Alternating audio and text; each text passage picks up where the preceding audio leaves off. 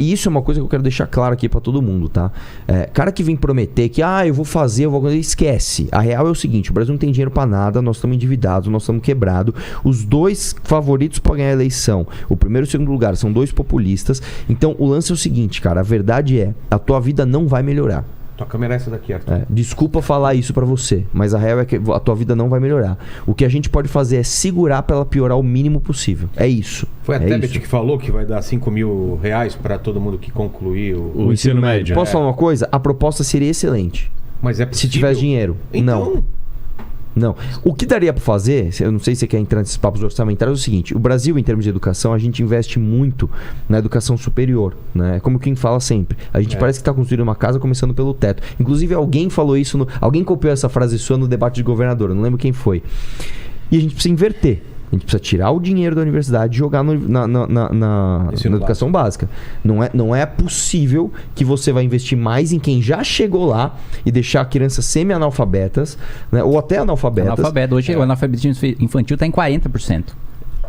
E continua investindo muitas vezes sei lá, no jovem que passou a vida inteira, né, numa escola particular e já chegou na escola, na faculdade pública ali, porque de fato é um privilegiado. O mesmo sujeito que estudou no colégio público bom, né, que é a exceção, conseguiu chegar na faculdade, às vezes até com cotas de colégio público, e o de fato mais pobre, que precisava de uma escola melhor, tá absolutamente quebrado, pegou uma escola péssima e não teve condição. Porque a maior parte das pessoas, e isso é um dos pontos que eu coloco no debate do porquê cota não resolve. Os mais pobres não chegam na universidade, nem com cota, nem sem cota, porque ele não sequer completa o ensino médio. Né? A evasão escolar triplicou do ano passado para cá. Então, o problema é muito mais profundo do que a gente imagina, né? Esses 40% de analfabetismo. Você acha que esse sujeito vai aprender a ler? Ele não vai aprender a ler. Ele vai sair da escola. Ele não vai conseguir acompanhar a escola. Até o terceiro ano do fundamental, se tem progressão continuada, então o sujeito não repete de ano. Ele vai sair, vai pro quarto. A partir do quarto ele pode reprovar. E aí ele não vai conseguir acompanhar. Vai reprovar. Da reprovação ele sai da escola. Vai sair da escola, vai pra economia informal. Vai da economia informal, a família dele continua pobre. A desigualdade social continua a mesma. E a gente continua cobrando dinheiro do mais pobre, daquele cara que tá vendendo bala na rua, pra financiar um cara não necessariamente rico. Não necessariamente rico, mas um cara que tem uma renda familiar per capita de 2 salários mínimos. A cada membro da família tem 2 mil reais. Não é uma família rica, não é uma família milionária. Mas já é mais rica do que o sujeito que tá vivendo com 400 reais por mês. E aí, enfim, a gente, em vez de resolver esses... E aí, de fato, se você inverte a pirâmide de educação, criando alternativas para a universidade sustentar, porque você também não pode chegar do dia para a noite e falar acabou o dinheiro da USP, acabou o dinheiro da Unesp, não é assim. Mas você pode trazer alternativas. Você pode falar, olha, a USP vai, por exemplo, cobrar estacionamento. E tem que cobrar, meu. O cara que chega lá de BMW, o cara tem que pagar estacionamento, ele não pode estacionar de graça. A USP vai cobrar um aluguel de um restaurante que vai vir aqui prestar um serviço, tem que cobrar. A USP vai conseguir pegar um dinheiro de uma empresa que quer pesquisar, sei lá, uma batata frita com menos gordura trans. Tem que... E aí você transforma as nossas universidades, né, em modelos mais parecidos com as melhores universidades do mundo. Oxford, Yale, Harvard, todas elas têm a maior parte do seu financiamento privado. A maior parte... Você quer ver outra coisa que não tem aqui, deveria ter? Milionários comprarem nome de salas. Então, por exemplo, eu tenho muito dinheiro, eu quero doar 10 milhões de reais para a USP. Caramba, eu quero comprar o nome de uma biblioteca. Eu quero que essa biblioteca tenha 15 anos o nome do meu avô, que lutou na Revolução de 32. Tudo bem, eu vou lá e compro e beleza. Normalmente tem até uma história com aquela universidade. Exato. Normalmente quem faz isso são pessoas que são formadas naquela universidade, querem que a universidade tenha prestígio, até porque aquilo faz com que o diploma dele, a história dele, continue prestigiosa. Claro. Então o cara vai lá e ele continua mantendo aquela instituição. Aqui no Brasil é tudo ao contrário, cara, tudo deturpado, e, enfim, é tudo isso. Então, se você faz isso, cara, a proposta é boa, meu. A proposta é boa. Eu sou a favor, inclusive, de bolsa para aluno continuar na escola. Porque muitas vezes o moleque tem 14, 15 anos, ele sai da escola porque fala, preciso trabalhar, cara. Ele vai trabalhar e ele não conclui o ensino. Pô, dá uma bolsa pro cara, mano. Sabe? Em vez de fazer igual o Bolsonaro fez, dar 2 pau pra caminhoneiro, R$1.000 pra taxista, irmão, investe no moleque que tá na escola. né? Enfim, o que a gente tem... Sob forma de financiamento de universidade, agora eu tô presidindo a Comissão de Educação, né? E da Câmara.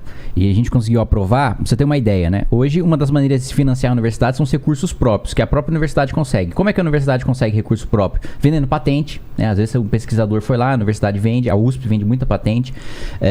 Ou às vezes, faculdades ligadas à agricultura. Vende cachaça, vende queijo, né? Vende outros tipos de alimento.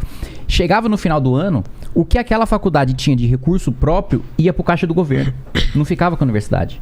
E aí a gente conseguiu aprovar uma emenda que foi pro orçamento, que a universidade fica com recurso próprio se sobrar recurso próprio no final do ano. Porque se ela quiser fazer um investimento de longo prazo, ela consegue. E ela tem incentivo para produzir, para vender e para ficar com o dinheiro lá dentro. Se não, qual que é o incentivo que o cara tem? De vender uma patente, de produzir alguma coisa para manter a universidade. E o outro ponto é reajustar o Bolsa Permanência, que é por aquele aluno pobre que chega na universidade, mas às vezes sai da universidade porque não tem dinheiro para continuar. Eu lembro na época, eu estudei num colégio público que era ligado à Unicamp, né? O Cotil, lá em Limeira. E a bolsa, né, que a gente se matava para conseguir, era muito disputado, fazia prova e tal, era R$400. E aí eu descobri que até hoje é R$400. Da época que eu estudei lá, tinha 14 anos de idade, para hoje continua a mesma coisa, sem reajustar. Ou seja, tanto pro cara do colégio técnico como pro cara da faculdade. Precisava reajustar. Outra coisa, merenda. Que foi uma coisa que foi muito falada no debate. Foi uma emenda minha que reajustou a merenda, né? Pro orçamento do ano que vem. E o Bolsonaro vetou. Isso que o pessoal tava batendo no Bolsonaro. Hoje, pra você ter uma ideia, Vilela, o repasse de merenda da União pras crianças é de menos de 50 centavos por criança. Tipo, não dá pra comprar um chiclete. Exato. E o Bolsonaro ainda vetou. Por isso tá todo mundo batendo nele. Que ele deu prioridade pro orçamento secreto, em detrimento da educação básica, da Bolsa Permanência e de outras coisas que ele vetou e que a gente vai trabalhar para derrubar o veto, né? Então, tem problemas estruturais que vão ser resolvidos no curto prazo? Não vão. Isso significa que não vale a pena votar? Isso significa que não vale a pena lutar? Isso significa que a gente não tem perspectiva nenhuma de melhora para o Brasil?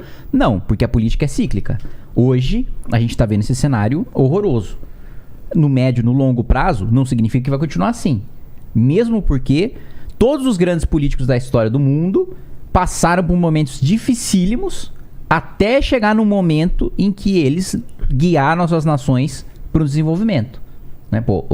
A história do Churchill é uma das mais marcantes, né? Ele era, acho que é o primeiro Lorde do Almirantado, tomou um cacete na Batalha de Galípoli, foi humilhado, assim, perdeu completamente a moral, não conseguia andar na rua, até que ele foi ganhar prestígio indo lutar na Primeira Guerra, indo trocar tiro, para depois construir a carreira até o ponto de chegar em primeiro-ministro na Segunda Guerra. Então, a gente vai passar por um momento difícil? Vai passar por um momento difícil. Isso significa que não vai adiantar nada o que a gente fizer no médio prazo e no longo prazo? Não.